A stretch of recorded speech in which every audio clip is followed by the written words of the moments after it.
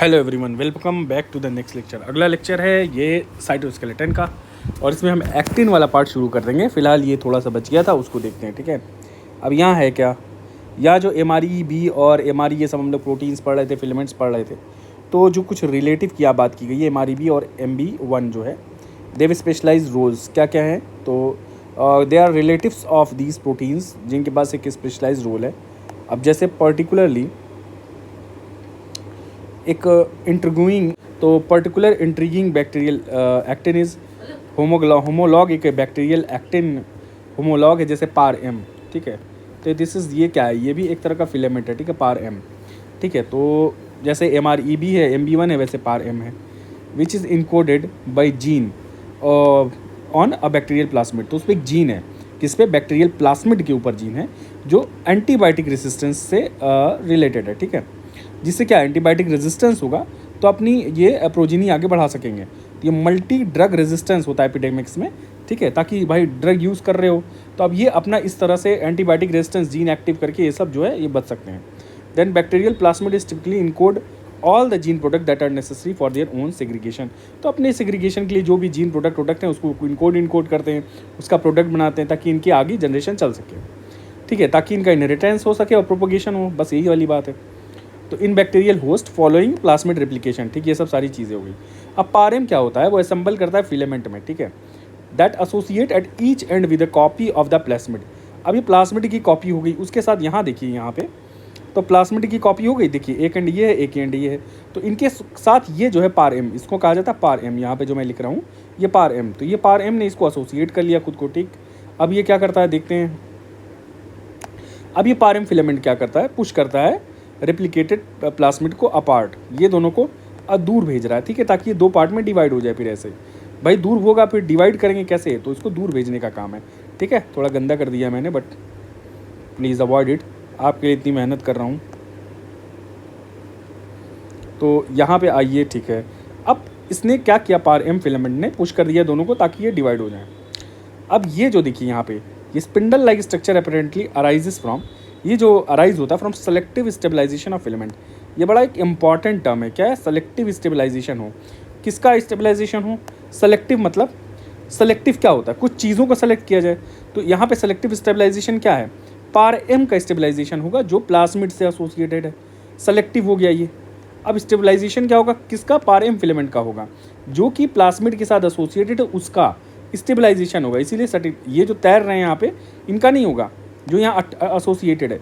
और स्टेबलाइजेशन का क्या मतलब होता है, इसको डिसअसेंबली ना हो, डी असेंबली या डिसअसेंबली ना हो, असेंबल्ड रहे ये। ठीक है, असेंबली हो। अगर डिसअसेंबली होने लगेगी तो ये जो पुशिंग हो रही है ना, ये पुश नहीं हो पाएगा। तो इसमें एक एंड की कैपिंग कर दी जाती, क्या कर दी जाती, कैपिंग। कुछ ऐसी प्रोटीन्स है जो एक एंड को कैप कर देते हैं। तो ये देखो यहाँ एक ये बढ़ता गया, पहले तो इतना ही छोटा था ना, अभी बढ़ते बढ़ते बढ़ते इतना लंबा हो गया। तो असेंबली होती रहे, डिसअसेंबली ना हो। ठीक है, तो ये ग्रो करता रहे, ये ग्रो करता गया। ठीक, ये सब सारी चीज़ें हैं। बस यही, इसी को सेलेक्टिव स्टेबलाइजेशन किया कहा जाता है। ठीक है, that binds to specialise protein. भाई कुछ स्पेशलाइज प्रोटीन होती हैं, ठीक है, recruited to the origin of replication on the plasmid, यही इनको स्टेबलाइज कर देती हैं। ठीक है, अब आगे देखते हैं।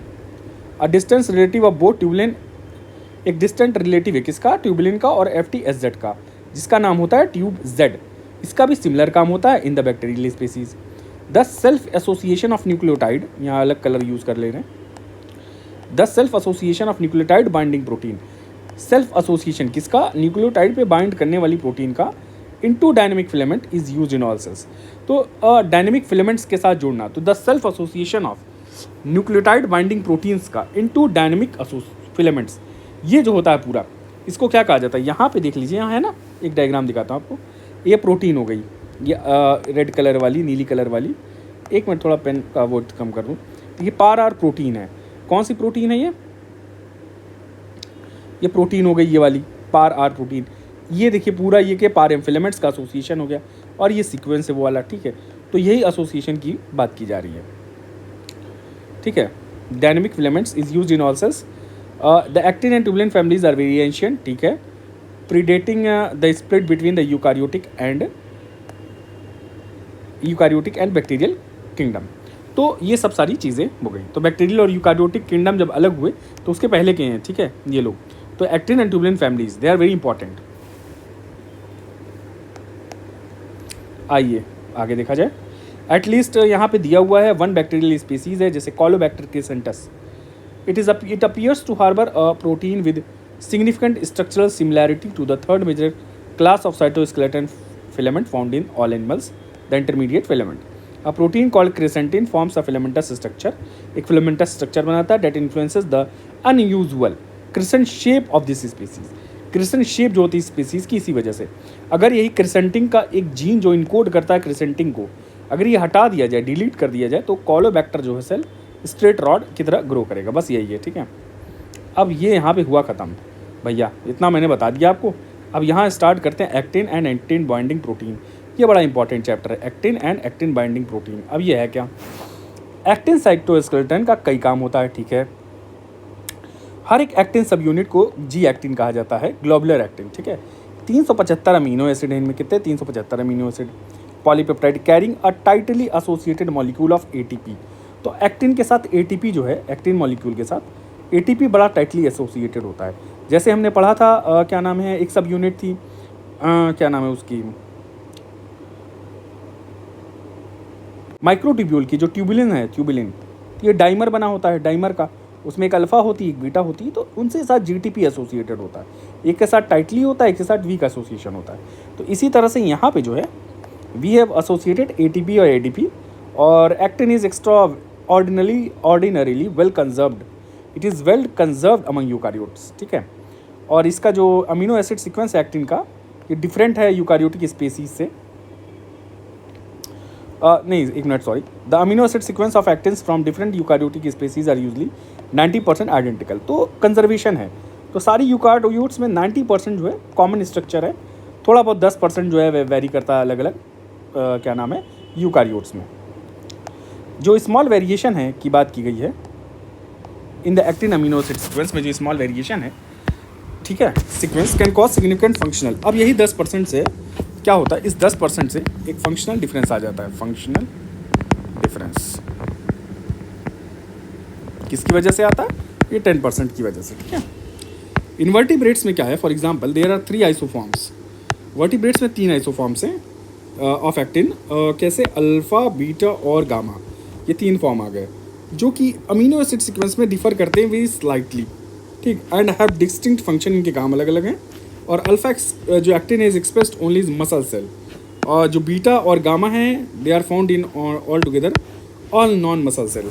तो अल्फा जो है एक्टिन मेनली मसल सेल पाया जाता है, और बीटा और जो गामा एक्टिन होते हैं ये ज़्यादातर ऑल नॉन मसल सेल में पाया जाता है, नॉन मसल सेल, ठीक है। चलिए आइए आगे देखा जाए। अब यहाँ क्या मेंशन हुआ है, actin subunits assemble head to tail create flexible polar filament. तो कैसे एक्टिन सब यूनिट असेंबल करती हैं और क्रिएट करते हैं फ्लेक्सिबल पोलर फिलामेंट, आइए देखा जाए। एक्टिन सब यूनिट जो है असेंबल करते हैं head to tail to form a tight right handed helix बनाते हैं, forming a structure of about 8 nanometre wide called filamentous और एफ एक्टिन, ठीक है। तो यहाँ पे आगे देखिए डायग्राम होगा, ये एक्टिन मॉलिक्यूल हो गया, ये बी वाला, ये जो बी वाला डायग्राम हम देख रहे हैं, बी वाला क्या है, arrangement of monomers in filament, जिसमें कंसिस्ट ऑफ 2 प्रोटोफिलामेंट है, held together by lateral contact which wind around each other as 2 parallel strands of helix with a twist repeating every 37।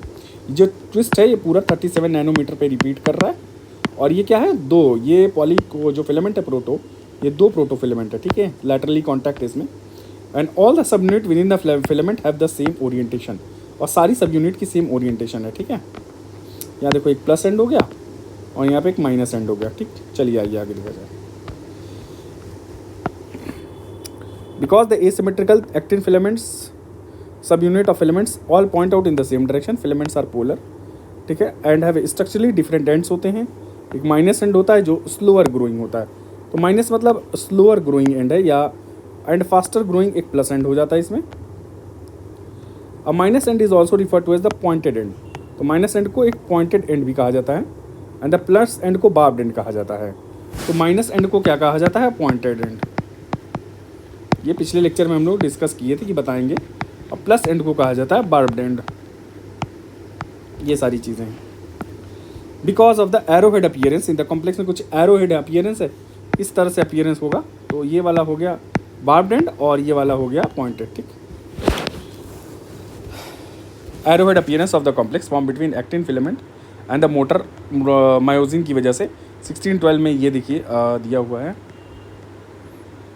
हाँ, तो इसलिए बार्ब्ड एंड, देखिए barb है, इस तरह से अपीयरेंस है इसका। यहाँ पे ये पूरा डायग्राम शो कर रहा है। एक यहाँ पॉइंटेड एंड हो गया, ये वाला पॉइंटेड माइनस एंड दिखा रहा है, और ये बार्ब्ड एंड है। ठीक है, ये वाला, ठीक है, और ये वाला पॉइंटेड माइनस एंड। तो इस तरह से अपीयरेंस है, इसलिए इसको कहा जाता है। चलिए आइए,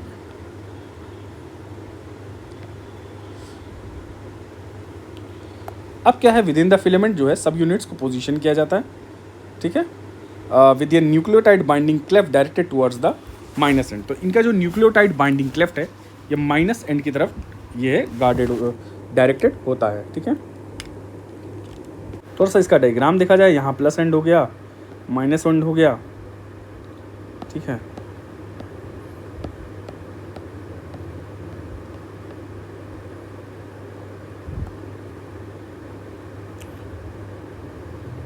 तो ये न्यूक्लियोटाइड बाइंडिंग क्लेफ्ट जो है ये माइनस एंड की तरफ है।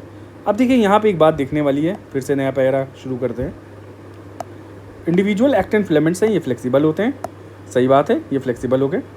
जो स्टिफनेस है फिलामेंट की, ये करेक्टराइज होती है by its persistive length, persistence length. किसे परसिस्टेंस लेंथ किसे करेक्टराइज होती है? The minimum filament length at which the random thermal fluctuations are likely to cause it to bend. ठीक है, तो जो मिनिमम फिलामेंट लेंथ है ये परसिस्टेंस लेंथ, ठीक है, जिस पे जो रैंडम थर्मल फ्लक्चुएशन है जो इसको कॉज करता है ये बेंड हो जाए। The persistence length of an actin filament is only few tens of micrometre. और इन जबकि लिविंग सेल्स में हाउएवर एक्सेसरी प्रोटीन्स होती हैं, cross link and bundle the filament together. तो एक्सेसरी प्रोटीन क्रॉस लिंक करती हैं और बंडल करती हैं फिलामेंट्स को together, making large scale actin structure जो ज़्यादा रिजिड होते हैं than the individual actin filament से।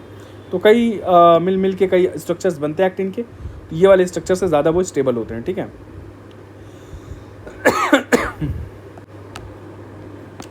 अब देखिए क्या फंक्शन होता है, न्यूक्लिएशन क्या है। यहाँ पे एक टर्म आया है न्यूक्लिएशन, ठीक है, और रेट लिमिटिंग स्टेप है in the formation of actin.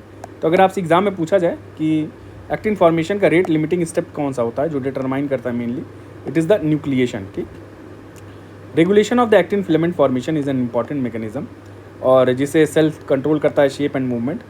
Small oligomers हैं एक्टिन सब यूनिट की, वो असेंबल कर जाते हैं spontaneously, but they are unstable, यानी स्टेबल होते हैं, और डिसअसेंबली कर जाते हैं बहुत जल्दी, because each monomer is bound to only one और two other monomer. For a new actin filament to form, subunit को असेंबल करना होता है इनटू एन इनिशियल एग्रीगेट और न्यूक्लियस। तो एक इनिशियल एग्रीगेट और न्यूक्लियस चाहिए होता है, क्योंकि डिसअसेंबल बहुत जल्दी कर जाते हैं। तो बस इसी को कहा जाता है that is stabilise by multiple subunit contact होता है, that can then be elongated rapidly. इसी को कहा जाता है न्यूक्लिएशन। तो एक गुच्छा चाहिए होता है, ठीक है, कुछ ग्रुप ऑफ सब यूनिट्स चाहिए होते हैं वहाँ फर्दर इलोंगेट करे, क्योंकि यहाँ थोड़ा थोड़ा बनेगा तो डिसअसेंबल कर जाएगा, that's why it is nucleation. तो न्यूक्लिएशन में कुछ न्यूक्लियस चाहिए होता है, कुछ सब यूनिट्स का न्यूक्लियस चाहिए होता है, that's why known as nucleation for its extension. Many features of actin nucleation क्या है देखा जाए, and polymerisation have been studied with purified actin test tube में, इसको देखा जा चुका है और इसके बारे में पढ़ा जा चुका है। 16(3) का डायग्राम मेंशन कर रहा है, ये देखिए आप। पहले इसको पढ़ लेते हैं फिर इसको करते हैं आगे। यहाँ लिखा है कि the instability of smaller actin aggregates create kinetic barrier to nucleation. अब जो थोड़े छोटे एग्रीगेट्स आते हैं ये काइनेटिक बैरियर हो जाता है और ये न्यूक्लिएशन को हर्डल करता है, न्यूक्लिएशन हो नहीं पाता, न्यूक्लिएशन के लिए बैरियर है, ठीक है। व्हेन पॉलीमराइजेशन इनिशिएट किया जाता है जिससे एक it results in lag phase during which no filaments are observe, कुछ फिलामेंट बनता ही नहीं है। और ड्यूरिंग द लैग फेज में क्या होता है, a few of the small unstable aggregate succeed in making the transition to more stable. तो कुछ एग्रीगेट ऐसे कुछ अनस्टेबल एग्रीगेट रहते हैं जो बाद में स्टेबल फॉर्म में बन जाते हैं, resemble an actin filament, and this leads to a phase of rapid filament elongation.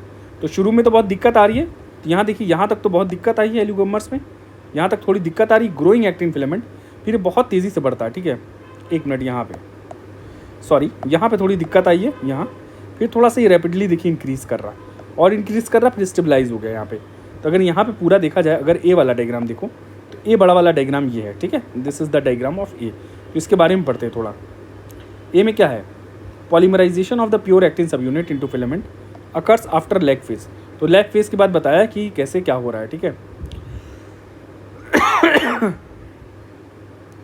अब ये क्या है, concentration of monomers at a steady state. ये सीसी क्या है, what is this CC state. ये जो सीसी स्टेट आई है क्या है, आइए आपको दिखाएं सीसी स्टेट क्या है। देखिए बी वाला, देखिए बी वाला क्या, preformed filament seeds added here, preformed filament seed डाल दी गया। तो बी वाले में क्या है, आइए देखा जाए। Polymerisation occurs more rapidly in the presence of preformed fragments of actin filament. अगर प्री फॉर्म्ड फ्रैगमेंट है एक्टिन फिलामेंट के तो बहुत तेजी से पॉलीमराइजेशन होता है, ये शो कर रहा है। Which act as nuclei for filament growth. Then as indicated the percentage of free subunit after polymerisation reflects the critical concentration at which there is no net change in polymer. This is the critical concentration जिसमें polymer में कोई change नहीं आता। Actin filament with subunits coming on and off, आ रही है तो जा रही है, स्टेबलाइज्ड हो गया था, इक्विलिब्रियम आ गया। देखिए इक्विलिब्रियम फेज है, ठीक है, जितना आ रहा है उतना ही जा रहा है, दैट्स वाई आ रहा जा रहा, आ रहा जा रहा। तो ये सब सारी चीज़ें हैं, कमिंग एंड ऑफ, ठीक। तो सीसी क्या है, at which there is no net change in polymer. तो actin polymerisation is often studied by observing the change in the light emission from the fluorescent probe. एक फ्लोरोसेंट प्रोब यूज़ किया जाता है, कौन सा, पायरीन। तो पायरीन एक fluorescent probe use कर लिया गया जिससे पता चलता है एमिशन की इंटेंसिटी कम होगी या ज़्यादा होगी। That has been covalently attached, covalently देखिए यहाँ पे है, कोवेलेंटली एक स्ट्रॉन्ग बॉन्ड हो गया compare to weak bonds, covalent strong bond हो गया। तो वहाँ पे लगा करके कोवेलेंटली आप एक्टिन को मेज़र कर सकते हो, क्योंकि भाई एक्टिन हटेगा तो पायरीन फ्लोरेसेंस ज़्यादा होगा, लेंथ ज़्यादा होगी तो फ्लोरेसेंस आएगा उतनी डिस्टेंस तक, वरना डिक्रीज हो जाएगा। तो पायरीन एक्टिन फ्लोरेसेंस जो है मोर ब्राइट होता है, ठीक है, जब when it is incorporated into the actin filament. और जब डिसअसेंबली होगा तो ब्राइटनेस कम हो जाएगी। बस यही सब चीज़ें कलर लगा करके पहचानने का तरीका, और कुछ नहीं। तो यहाँ पे देखिए ये वाली जो चीज़ आई है, अब यहाँ प्री फॉर्म्ड डाला गया है, तो देखो कितना तेज़ी बढ़ गया अपने आप। यहाँ पे एक लैग फेज आया, देखो प्री फॉर्म नहीं है, यहाँ न्यूक्लिएशन हो रहा है, यहाँ पे न्यूक्लिएशन में भी हो गया है, ये देखो न्यूक्लिएशन, ये न्यूक्लिएशन हो चुका है। अब यहाँ पे देखो ग्रो कर रहा है, ग्रो कर रहा है, फिर स्टेबलाइज हो जाता है, there is state of equilibrium. ये वाली जो स्टेट है ये इक्विलिब्रियम की, कोई जितना डालो उतना ही निकल जाएगा। तो इक्विलिब्रियम जैसे पानी में चीनी घोल दिया आपने तो क्रिस्टलाइजेशन हो जाता है। अब इतनी भी चीनी घोलोगे तो क्रिस्टलाइज हो जाएगी, ठीक है, घोल लो क्रिस्टलाइज, कोई फ़ायदा नहीं होता, घटता बढ़ता कुछ नहीं, ठीक है। वैसे इसमें केमिस्ट्री भी है, ठीक है। चलिए ये सब पढ़ लिया। अब दिस लीड्स टू क्या है, फेज ऑफ रैपिड इलोंगेशन। देखिए रैपिड इलोंगेशन होता है न्यूक्लिएशन के बाद, सब यूनिट्स क्विकली ऐड हो जाती हैं और न्यूक्लिएटेड फिलामेंट्स पे फाइनली क्या होता है, जैसे कंसंट्रेशन एक्टिन मोनोमर का डिक्लाइन करता है, system approaches a steady state. अब एक स्टेडी स्टेट आती है जिस पे क्या होता है, इस स्टेडी स्टेट पे क्या होता है, at which the rate of addition of new substance to the filament exactly balances the rate of substitute dissociation. तो जितना एसोसिएट हो रहा होता है इक्वल टू उतना डिसोसिएट हो रहा होता है, अरे डिसएसोसिएट हो रहा होता है, सॉरी, ठीक है। तो असेंबली और डिसअसेंबली बराबर हो जाती है, बस यही है। इसी कंसंट्रेशन को कहा जाता है क्रिटिकल कंसंट्रेशन। तो ये वाला भाई पॉइंट आप याद रखना कि इस कंसंट्रेशन को क्या कहा जाता है, क्रिटिकल कंसंट्रेशन, ठीक।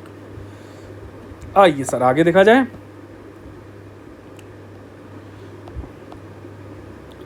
देन वी हैव, ये पूरा हमने देख लिया। वैल्यू ऑफ जो critical concentration is equal to the rate constant for subunit dissolved by the rate constant of सब यूनिट एडेड। तो ये के ऑफ के ऑन है, ये इसकी वैल्यू आ गई, which is equal to the dissociation constant K D के बराबर होता है and the inverse of equilibrium constant के। तो ये पूरा फॉर्मूला हो गया। टेस्ट ट्यूब में सीसी फॉर एक्टिन पॉलीमराइजेशन जो है, सीसी जो फॉर किसके लिए, क्रिटिकल कंसंट्रेशन एक्टिन पॉलीमराइजेशन की, that is the free actin monomer concentration at which fraction of actin in the polymer stops increasing is about. तो free test tube में अगर देखा जाए, टेस्ट ट्यूब तो इट इज़ 0.2 माइक्रोमोलर, ये molar ही होगा। और inside the cell the concentration of unpolymerised actin is much higher.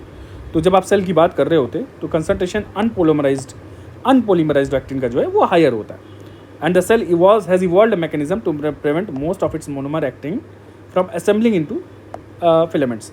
तो ऐसा सेल ने एक मेथड निकाल के रखा हुआ है पहले से, यहाँ लिखा है ना कि the cell has evolved mechanism. तो यहाँ इवॉल्व आया, इवॉल्व किया है मैकेनिज्म को टू प्रिवेंट, क्या रोकने के लिए, to prevent most of its monomeric actin from assembling into filament, नहीं बनने देता है जहाँ ज़रूरत होती है वहीं। तो एक मैकेनिज्म है जो हम लेटर डिस्कस करेंगे, ठीक है, देखा जाएगा अभी। द लैग फेज जो है शुरू में जो न्यूक्लिएशन में टाइम लगता है in the filament growth is eliminated if pre existing seed, जो हमने दोबारा देखा था कि दूसरा वाला डायग्राम था कि प्री एग्जिस्टिंग सीड है यहाँ वाले में, ये वाला प्री एग्जिस्टिंग सीड है यहाँ, प्री एग्जिस्टिंग, ठीक है, जो अभी हम देख रहे हैं प्री एग्जिस्टिंग सीड डाल दी गई। अब ये यहाँ पॉलीमराइजेशन जल्दी से हो जाता है, बस यही है। The cell takes great advantage of this nucleation requirement and it uses special protein to catalyse filament nucleation at specific site, thereby determining the location at which new filaments are assembled. ठीक, ये सब सारी चीज़ें हो गई, main बात समझ में आ गई ऊपर वाली की। अब देखिए न्यूक्लिएशन आ गया, तो अगला आप समझते हैं क्या है। Actin filaments have two distinct end that grow at different rates. तो फिलामेंट के दो डिस्टिंक्ट एंड होते हैं that grow at different rate पे ग्रो करते हैं। आइए देखा जाए। Due to the uniform orientation of, एक यूनिफॉर्म ओरिएंटेशन होता है एसिमेट्रिक एक्टिन सब यूनिट का इन द फिलामेंट, ठीक है, in the filament the structures of its two end are different. तो इनके दोनों एंड के जो स्ट्रक्चर होते हैं डिफरेंट होते हैं। The orientation make the two end of the each polymer different in ways that have profound effect. तो फिलामेंट की ग्रोथ पे बहुत रेट पे असर पड़ता है, इस तरह से अलग है। The kinetic rate constant for actin सब यूनिट एसोसिएशन, जो काइनेटिक जो रेट कांस्टेंट है किसका, एसोसिएट होने का, डिसोसिएशन का, K on and off respectively are much greater at the plus end. तो ये जो के प्लस एंड पे जो है ये ज़्यादा होता है and then at the minus end. तो ये जो के ऑन और ऑफ है, जो काइनेटिक कांस्टेंट है rate, this can be seen, कब कैसे देखा जा सकता है, when excess of purified actin monomer को, when excess of purified actin monomer is allowed to assemble onto polarity marked filament पे जब अलाउ किया जाता जाए तो द प्लस एंड जो है फास्टर इलोंगेट करता है। तो मेन बात यही है कि प्लस एंड फास्टर इलोंगेट करेगा, ठीक है, और 10 टाइम फास्टर करेगा। यहाँ 10 टाइम लिखा हुआ है। कौन सा प्लस एंड, कौन सा प्लस वाला एंड, माइनस वाला एंड नहीं। फिर यहाँ पे है if the filaments are rapidly diluted so that the free subunit concentration drop below the critical concentration, the plus end also depolymerizes faster. तो क्रिटिकल कंसंट्रेशन से अगर कम कर दिया गया तो जो प्लस एंड है ये डीपॉलीमराइज भी फास्टर करेगा। तो द प्लस एंड क्या करता है, पॉलीमराइज भी करता है फास्टर, और प्लस एंड डीपॉलीमराइज भी करता है फास्टर। तो दोनों चीज़ें यहाँ आ गई। चलिए,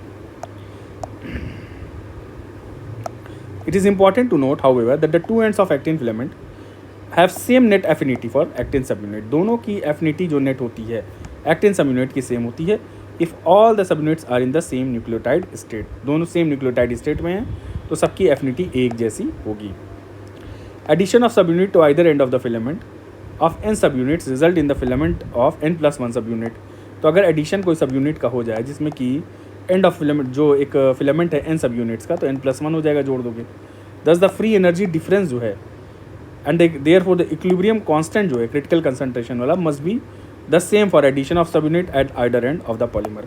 तो भाई अगर आप क्रिटिकल कंसंट्रेशन अचीव कर चुके हो तो ये सेम होना चाहिए for addition of subunit at either end. किसी भी एंड पे जोड़ोगे तो जितना जाएगा उतना ही निकलेगा। तो द फ्री एनर्जी जो डिफरेंस है, therefore free energy difference n और n+1 की वो सेम होनी चाहिए इक्विलिब्रियम में। In this case the ratio of the rate constant के on off must be identical. तो रेट कांस्टेंट जो रेशियो है के ऑन ऑफ का दोनों एंड पे सेम होना चाहिए। Even though the absolute values of these rate constant vary, तो जो वैल्यूज़ होंगी एब्सोल्यूट वो वैरी कर जाएंगी, but there should be equilibrium between it. तो रेशियो जो होगा रेट कांस्टेंट का ये आइडेंटिकल होगा। तो कोई भी रेशियो हो, जैसे मान लो एक एंड पे हो सकता है 50 और यहाँ 10, तो कितना आया 5, तो यहाँ 25 और यहाँ 5 हो सकता है, तो आया 5, तो ये 5 ही आएगा।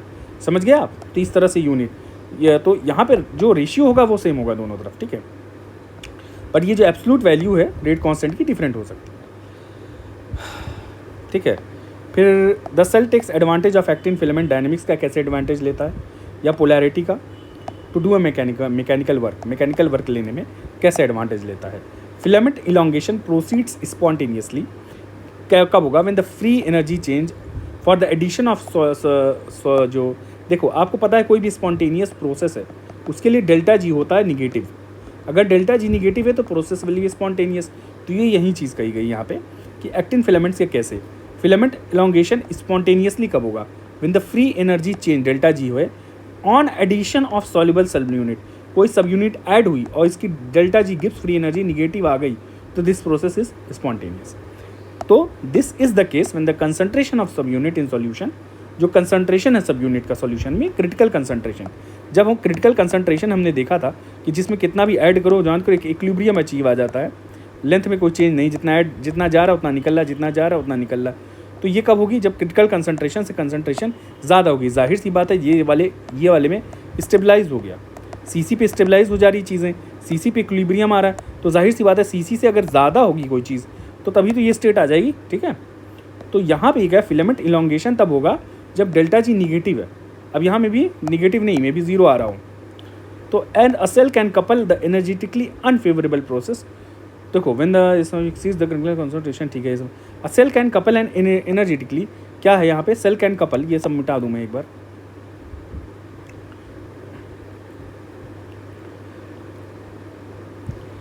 यहाँ क्या लिखा हुआ कि जो सेल है it can couple an energetically unfavourable process to this spontaneous process, thus the cell can use free energy releasing during spontaneous filament polymerization to move an attached load।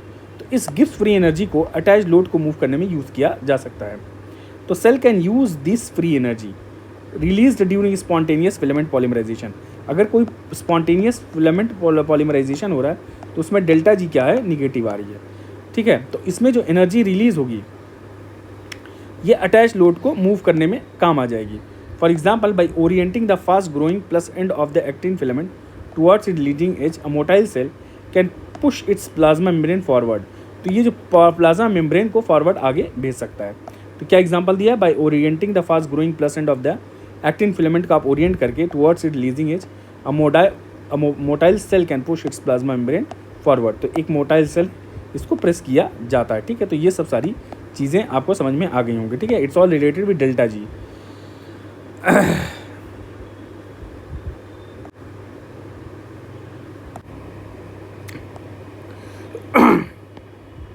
तो ये सब सारी चीज़ें हो गई हैं। और यहाँ देखते हैं, addition of a subunit to either end of the filament and subunit result in N+1, ये सब हम लोग देख चुके हैं। तो cell takes advantage actin filament dynamic का, ताकि एक मैकेनिकल वर्क किया जा सके। जो फिलामेंट इलोंगेशन है प्रोसीड्स स्पॉन्टेनियसली जब फ्री एनर्जी चेंज जो है वो लेस देन ज़ीरो है, ठीक है। क्रिटिकल कंसंट्रेशन से ज़्यादा हो जाए तब ये वाली बात आती है। और ये एनर्जेटिकली अनफेवरेबल प्रोसेस जो है, a cell can couple this energetically unfavorable process to the spontaneous process, thus the cell can use free energy released during spontaneous filament polymerization to move an attached load, ठीक है। For example, by orienting fast growing placent towards its leading edge, a motile cell can push plasma membrane forward, ठीक है। अब ये ATP hydrolysis देखते हैं within actin filament leads to treadmilling at steady state. अब ये क्या है ट्रेड मिलिंग? स्टेडी स्टेट पे। और ATP hydrolysis within the actin filament. Thus far in our discussion of actin filament dynamics, we have ignored the critical fact that actin can catalyze the hydrolysis of the ATP। तो actin क्या कर सकता है? ATP का catalyse कर सकता है, ठीक है, हाइड्रोलिसिस, जिससे एनर्जी निकलेगी ATP। फॉर फ्री एक्टिन सब unit this hydrolysis proceeds very slow. तो अगर फ्री एक्टिन सब यूनिट है तो इसके लिए जो हाइड्रोलिसिस का प्रोसेस है is very slow. However it is accelerated when the subunits are incorporated. जैसे ही फिलामेंट में इनकॉर्पोरेट कर दिया जाता है इन सब यूनिट्स को, as this subunits are incorporated into filament, ठीक है, ये एक्सेलरेट हो जाता है। शॉर्टली आफ्टर ATP हाइड्रोलिसिस हो जाती है तो ये जो फॉस्फेट ग्रुप है ये रिलीज होता है इस सब यूनिट से। बट द ADP अभी भी ट्रैप है फिलामेंट के स्ट्रक्चर में। दस the two different type of filament हो गया, एक T फॉर्म हो गया जिसमें ATP है और D फॉर्म हो गया जिसमें ADP है। तो one is the T form जिसमें ATP, one is the D form जिसमें ADP है, ठीक है। जब न्यूक्लियोटाइड को हाइड्रोलाइज किया जाता है तो ज़्यादातर फ्री एनर्जी रिलीज हो जाती है by cleavage of the phosphate bond, ठीक, जो स्टोर्ड है पॉलीमर में। This makes the free energy change for dissociation of सब unit from the D form polymer more negative than the free energy change for dissociation of सब unit from the T form polymer. एक minute,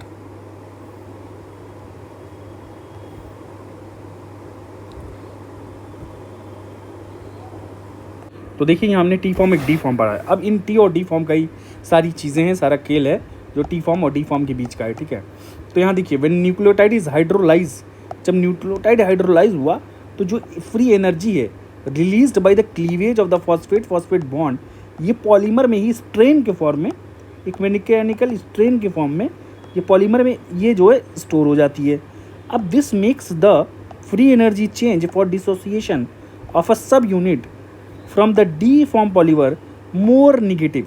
अब देखो यहाँ क्या बहुत important बात की गई है, दिस मेक्स क्या होता है, जो फ्री एनर्जी चेंज है किसका, फॉर डिसोसिएशन ऑफ अ सब unit from the D polymer more negative than the free energy change for the dissociation of सब unit from the T form polymer.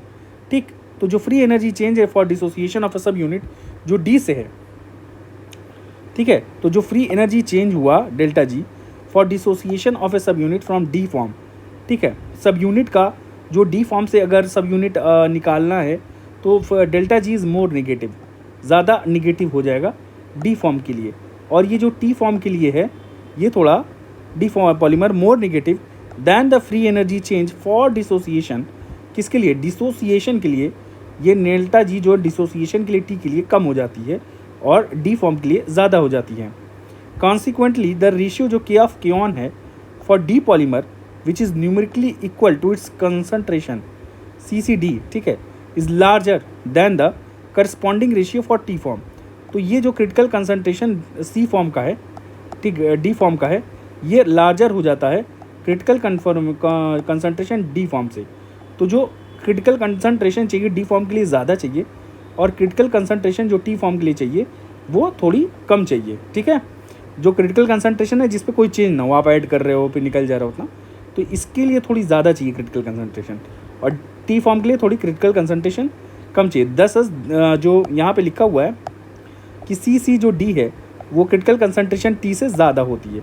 At certain concentration of free सब unit D form polymers will therefore shrink, while T form जो होगा तो at certain concentration for free सब unit के लिए जो D form होगा polymer will therefore shrink, D form क्या होगा, श्रिंक करेगा, वाइल जो टी फॉर्म पॉलीमर क्या करेगा, ये ग्रो करेगा, ठीक है। So because the delta G जो है फॉर डी फॉर्म के लिए जो डेल्टा जी है इट्स मोर निगेटिव, इसका मतलब it's more spontaneous for dissociation या डिसअसेंबली, और this is lesser delta G for dissociation, तो ये असेंबली करेगा ज़्यादा या लेसर डिसअसेंबली होगी, डी फॉर्म में ज़्यादा ये होगा, ठीक है। बस इतनी सी चीज़ है। तो इन लिविंग सेल्स में क्या है, most soluble actin subunits are in T form. तो लिविंग सेल्स में क्या हुआ कि जो ज़्यादातर सॉल्युबल एक्टिन सब यूनिट्स हैं वो टी फॉर्म में है, ठीक है। तो टी फॉर्म में as the free concentration of ATP is about 10 fold higher than the ATP, तो क्योंकि एक क्रिटिकल कंसंट्रेशन ATP की जो है वो कितनी है, और 10 फोल्ड हायर देन ADP, तो most of it is in ATP, तो ये टी फॉर्म वाला है। तो टी फॉर्म वाला है मतलब इसकी जो है लेसर डेल्टा जी है डिस एसोसिएशन का, मतलब इट विल एसोसिएट, बिकॉज यहाँ माइनस नेगेटिव जो आया है वो डिस एसोसिएशन के लिए आया है, ठीक है, डिस असेंबली के लिए आया है, ठीक है। तो यहाँ पे 10 फोल्ड हायर है ATP। However the longer the time that subunit have been in the actin filament the more likely they are to have hydrolyse their ATP। तो जितना ज़्यादा ये सब यूनिट फिलामेंट में रहेंगी तो उतना चांसेस है कि ये लोग अपनी ATP हाइड्रोलाइज कर देंगे। व्हेन द सब unit at each end of the filament, जब कोई सब यूनिट एक किसी भी फिलामेंट के एंड पे is in the T form, अगर यहाँ एंड पे टी फॉर्म है और डी फॉर्म, अगर या तो डी फॉर्म में है टी फॉर्म में, तो this is more pro to क्या नाम है, disassembly, this will disassemble lesser. तो डी फॉर्म, तो यहाँ लिखा हुआ है कि व्हेन द सब unit at each end of the filament is in the T और D form depends on the rate of hydrolysis compared with the rate of सब यूनिट एडिशन। तो किस पे डिपेंड करेगा कि रेट ऑफ हाइड्रोलिसिस, ये ATP hydrolysis का rate कितना है। अगर ATP हाइड्रोलिसिस का रेट ज़्यादा है इसका मतलब ADP फॉर्मेशन होगा, एंड ADP वाला जो होगा तो उसमें आएगा क्या, C, इसमें क्या आएगा फिर, डी फॉर्म आ जाएगा। तो D form is more disassembly के लिए बेटर है या स्पॉन्टेनियस है, तो डी फॉर्म में स्पॉन्टेनियस होगा डिसअसेंबली। तो किसका रेट, अगर ATP का रेट ज़्यादा है हाइड्रोलिसिस का तो डी फॉर्म वाला ज़्यादा होगा, तो यहाँ डिसअसेंबली। तो यहाँ देखो, if the concentration of actin monomer is greater than the critical concentration for both T and D form, ठीक है, then subunit will add to the polymer at both end before the nucleotide in the previously added subunit are hydrolyzed। अब यहाँ पे क्या हुआ इसको explain करते हैं थोड़ा।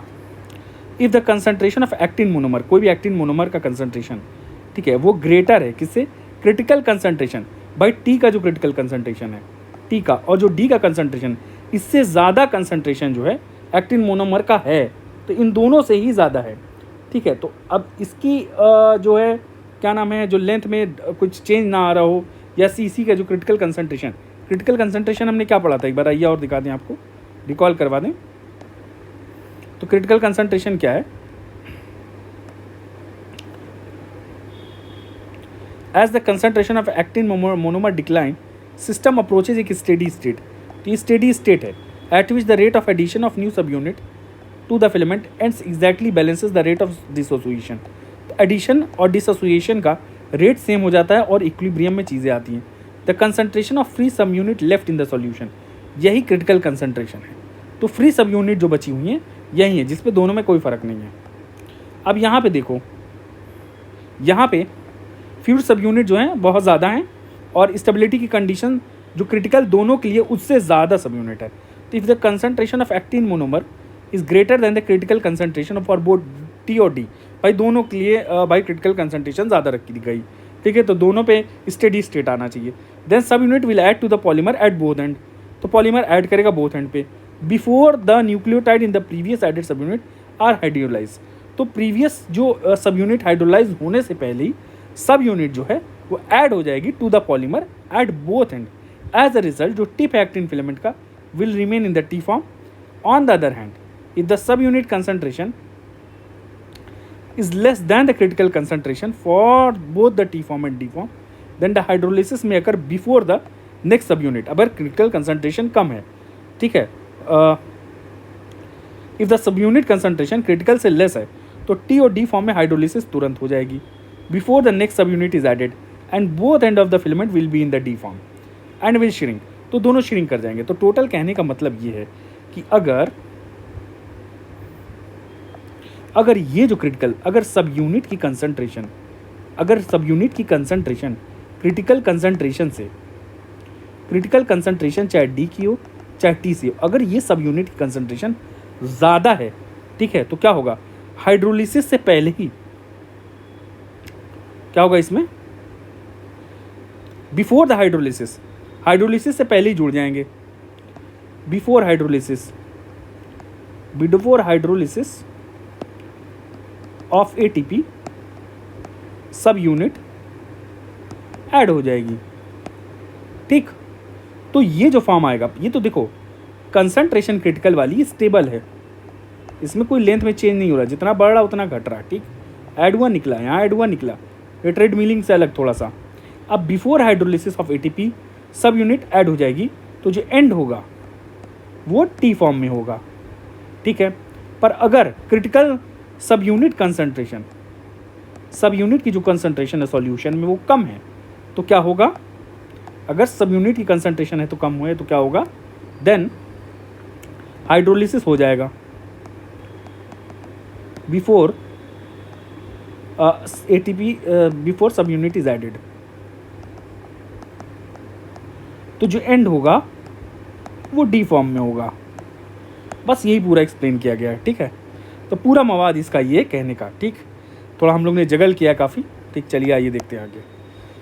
अब यहाँ से शुरू करते हैं, एक मिनट। चलिए, एट इंटरमीडिएट कंसंट्रेशन, अगर कंसंट्रेशन या फिर देखिए इंटरमीडिएट है तो क्या होगा, at intermediate concentration of actin सब unit if it is possible for the rate of सब unit addition to be faster than the nucleotide hydrolysis at the plus end.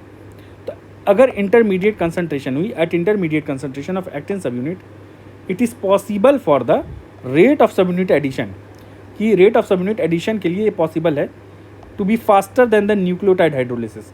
तो एडिशन जल्दी होगा सब यूनिट का, और किससे होगा, एटीपी हाइड्रोलिसिस से पहले। तो मतलब टी फॉर्म ज़्यादा एग्जिस्ट है एट द प्लस एंड पे, खासकर प्लस एंड पे, but slower than nucleotide hydrolysis at the minus end.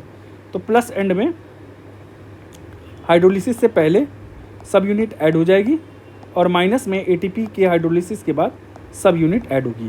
तो यहाँ हो जाएगा टी फॉर्म, यहाँ हो जाएगा डी फॉर्म, ठीक है। कहाँ पे, इंटरमीडिएट स्टेज में या इंटरमीडिएट कंसंट्रेशन पे, जो एक्टिन सब यूनिट की इंटरमीडिएट कंसंट्रेशन आई, तो ये कहा गया है।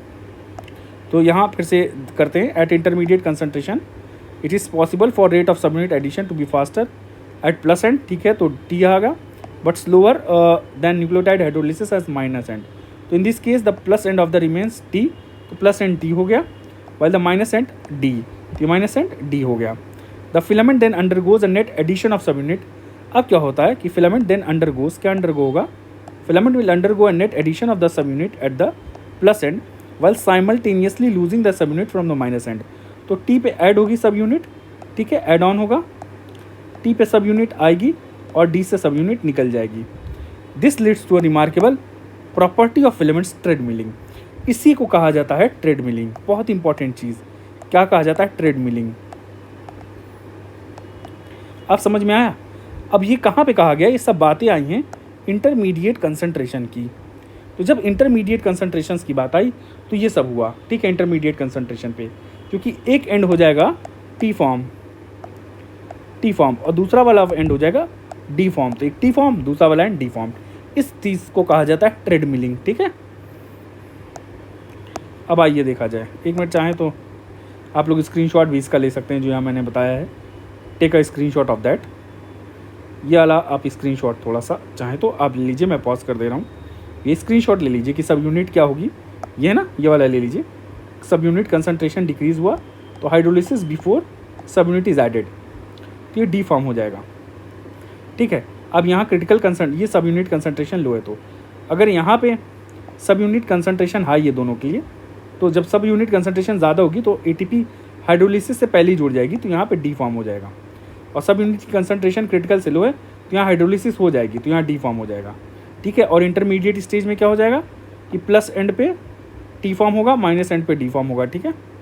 इसको ट्रेंड, और जितना आएगी उतनी चली जाएगी, दैट इज ट्रेडमिलिंग। एक बार और लेक्चर देख लीजिएगा अगर आपको आसानी हो। तो at a particular intermediate concentration the filament growth at the plus end exactly balances the shrinkage at the minus end. Under this condition sub unit cycles rapidly between the free and filamentous state. और इस सब condition में जो है क्या होता है, जब सब यूनिट होती है the cycles rapidly between free और फिलामेंटस स्टेट, मतलब एक सब यूनिट है, कभी फिलामेंटस स्टेट में आएगी, कभी फ्री स्टेट में आएगी, तो ये आती जाती रहेगी दोनों स्टेट में। तो यही सब यूनिट को कहा गया, इट्स रैपिडली क्या होगी, सब यूनिट साइकिल करेगी, ठीक है। साइक्लिकल जो प्रोसेस होगा फ्री और फिलामेंटस स्टेज का, बस यही है। ये पूरी चीज़ें अभी देखते हैं रेट्स क्या हैं। ये पूरा न्यूक्लिएशन देखिए यहाँ पे दिया हुआ है, कब न्यूक्लिएशन होगा, ये सब सारी चीज़ें हैं। टाइम कोर्स हमने देख लिया पॉलीमराइजेशन का, क्रिटिकल कंसंट्रेशन क्या है, ये फार्मूला के ऑफ और के ऑन जो हो गया, सी के of K on, critical concentration के ऑफ अपॉन के ऑन, ठीक है, इक्वल टू के डी इसका डिसोसिएशन कांस्टेंट, ठीक है। तो क्रिटिकल कंसंट्रेशन क्या होती है जब, तो रेट ऑफ एडिशन जो है वो लॉस के बराबर हो जाएगा। तो रेट ऑफ सब unit addition equals the rate of सब यूनिट लॉस, ठीक है। एक पर्टिकुलर एंड के लिए कहा गया है ये, ठीक, ये पर्टिकुलर एंड के लिए, ठीक है। चलिए आइए, अब एक एंड पे जा रही है, दूसरे से निकल रही, तो वो ट्रेडमिलिंग हो गया।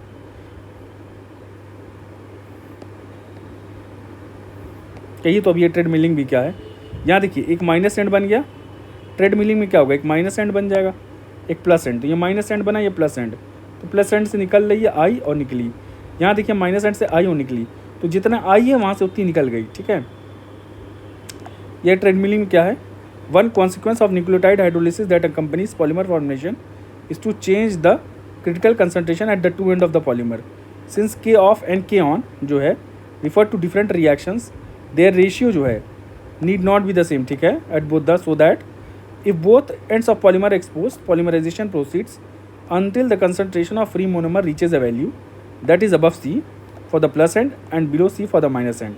At this steady state, ठीक है, सब units undergo net assembly eight the plus and and next disassembly minus and.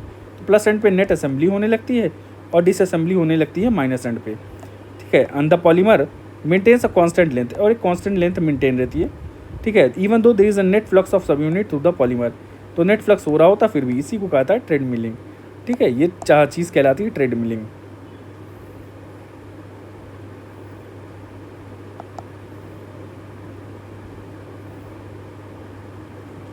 देखिए यहाँ पे ना, जितना यहाँ से बड़े वाले एरो में आई उतनी गई, और छोटे वाले एरो में अगर यहाँ आई है तो उतनी निकल गई, ठीक है, उतनी निकल गई। एक मिनट,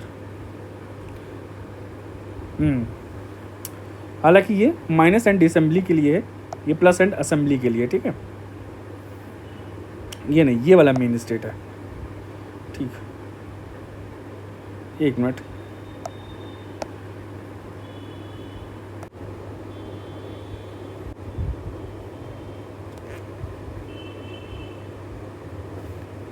तो समझने वाली बात ये है कि एक प्लस एंड हो गया, एक प्लस एंड हो गया, ये वाला ये माइनस एंड हो गया। अब दोनों की क्रिटिकल कंसंट्रेशन जो होती है वो अलग होती है। ये टी के लिए हो गया, ये क्रिटिकल कंसंट्रेशन डी के लिए हो गया। फॉर तो डी पॉलीमराइजेशन के लिए यहाँ डी पॉलीमराइज करेगा ना, डी वाला जो है ये एडीपी वाली स्टेट आ जाती है, तो ये डी पॉलीमराइज के लिए इसका नेगेटिव डेल्टा जी होता बहुत ज़्यादा, तो it is prone to depolymerization. तो यहाँ इसके लिए जो क्रिटिकल कंसंट्रेशन चाहिए सब यूनिट्स के लिए ये थोड़ी क्या हो गया, ये ज़्यादा है, ठीक है। Delta G is more negative year. और इसकी क्रिटिकल कंसंट्रेशन जो है इसके लिए चाहिए, जो स्टेबल स्टेट के लिए क्रिटिकल कंसंट्रेशन चाहिए वो भी अलग है, यहाँ पे अलग है, यहाँ पे थोड़ी ज़्यादा है, यहाँ पे थोड़ी सी कम है। तो जैसे फॉर एग्जांपल अगर मैं आपको शो करूँ, let me show you that this is the monomer का कंसंट्रेशन है, मोनोमर। तो ये जो सब यूनिट्स हैं, तो this is less than critical, जो माइनस वाला है उसकी ज़्यादा है, और सी जो प्लस वाले के लिए है, प्लस वाले के लिए है वो क्या है, उससे ज़्यादा मोनोमर। तो ये कुछ इंटरमीडिएट ऐसी स्टेट आती है। तो जब कंसंट्रेशन यहाँ वाले में ट्रेडमिलिंग इफेक्ट हो जाएगा, ट्रेडमिलिंग, ठीक है, ट्रेडमिलिंग इफेक्ट, तो इस वाले कंसंट्रेशन पे कि जब मोनोमर की जो संख्या है वो इसके सी से तो कम है, ठीक है, प्लस माइनस वाले के प्लस वाले से बट ज़्यादा है, तो जितनी यहाँ ऐड होगी तो उतनी दूसरे एंड पे निकल जाएगी। तो एक जितनी यहाँ पे ऐड हुई तो कंटिन्यूस आती रहती है, बट यहाँ पे उतनी निकलती है, दैट इज़ द ट्रेडमिलिंग, ठीक है, ये ट्रेडमिलिंग हो जाती है। अब यहाँ पे क्रिटिकल कंसंट्रेशन एक बार और दिखा दिया जाए।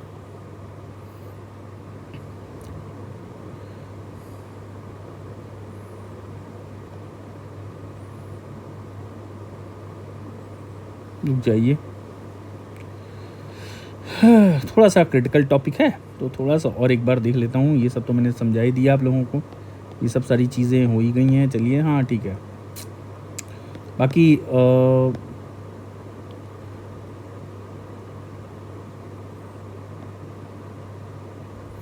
चलिए, ये सब सारी चीज़ें हो गई, ट्रेडमिलिंग भी हो ही गया, ठीक है। तो ये मैंने ट्रेडमिलिंग को बताया था, ये वाला जो पार्ट है ट्रेडमिलिंग वाला, ठीक है। चलिए, उसको आप लेक्चर देखते रहिएगा। बाकी ये बता ही दिया है, ये सब ज़्यादा देखने की ज़रूरत नहीं है। बस यहाँ पे एक टर्म और देख लीजिए, देखना हो तो क्या है, तो माइक्रोट्यूब्यूल्स या डायनेमिक इनस्टेबिलिटी क्या होती है कि जो माइक्रोट्यूब्यूल हैं ये डीपॉलीमराइज करते हैं about 100 times faster from an end containing GDP. जहाँ पे जीडीपी है वहाँ पे 100 टाइम फास्टर हो जाता है क्या, डीपॉलीमराइजेशन। जीडीपी वाले में वैसे ही पता है, they are prone to more disassembly than from one containing GTP. तो यहाँ जीटीपी ट्यूबुलिन है, वहाँ से 100 टाइम्स फास्टर कहाँ से क्या हो गया, डीपॉलीमराइजेशन होना शुरू हो गया। तो जीटीपी कैप जो होता है it favors the growth, but if it is lost, ठीक, जीटीपी कैप जो होगा वो ग्रो करेगा, favors go, but if it is lost then depolymerization ensues. तो बस यही वाली चीज़ है। ये देखो यहाँ जीटीपी ग्रो कर रहा है, यहाँ पे ग्रोइंग जीटीपी कैप, और यहाँ देखो कैप हटा, यहाँ श्रिंकिंग होने लगी, ठीक है। बस यही वाली चीज़ है।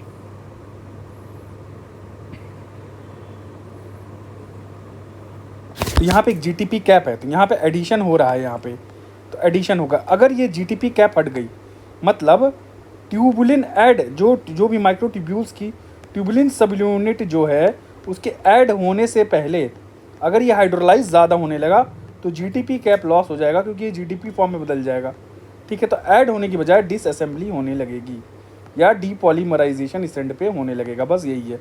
तो स्लो एडिशन होता है, यहाँ पे स्लो एडिशन है, but this a rapid D form आने पे रैपिड डीपॉलीमराइजेशन, बस यही है। तो इंडिविजुअल माइक्रोट्यूब्यूल ऑल्टरनेट करता है between period of slow growth, जैसे बढ़ रहा है, और पीरियड ऑफ रैपिड डिसअसेंबली, इसी को डायनेमिक इनस्टेबिलिटी कहते हैं। ये अगर कैप हट गई, क्योंकि जीटीपी से जुड़ा हुआ है, अब यहाँ सब यूनिट ऐड हो जा रही है जीटीपी हाइड्रोलिसिस से पहले ही, ठीक है, because sub unit is added before the GTP hydrolysis. अगर जीटीपी हाइड्रोलिसिस से के बाद सब यूनिट ऐड हो तो दिक्कत हो जाएगी, तो फिर तो डिसअसेंबली होने लगेगा, बिकॉज जीडीपी वाला जो होता है D form is more spontaneous towards this assembly, ठीक है। तो उसकी क्योंकि डेल्टा जी माइनस नेगेटिव ज़्यादा है। बस यही सब सारी चीज़ें हम देख रहे थे, हो गया। चलिए ये इसको एक बार और लेक्चर अपने से देख लीजिएगा। काफ़ी लंबा लेक्चर तो हो ही गया, देखिए कितना समय हो गया, 50 मिनट तो नहीं हुआ होगा, हाँ अरे 50 मिनट हो गया। तो चलिए बहुत लंबा लेक्चर हो गया, बाकी हम देखते हैं आगे। यहाँ पे करा दिया, ये फंडामेंटल स्टेट्स हैं ये सब। While the total length of Reliance remain unchanged steady. तो स्टेडी स्टेट जो होता है ट्रेड मिलिंग का, required constant consumption of energy in the form of ATP. ये इंपॉर्टेंट पॉइंट है, it requires the constant consumption of energy, ठीक है। और ये पूरा देखो डायग्राम है, नेक्स्ट ट्रेन पे देखा जाएगा। तो यहाँ पे हमारा जो है रह गया है। और the function of acting filament are inherited by both polymer stabilizing and polymer destabilizing chemicals. तो अब ये जो फंक्शन है एक्टिन फिलामेंट्स का, दीज आर, ये पूरा नेक्स्ट लेक्चर से हम करेंगे। ओके।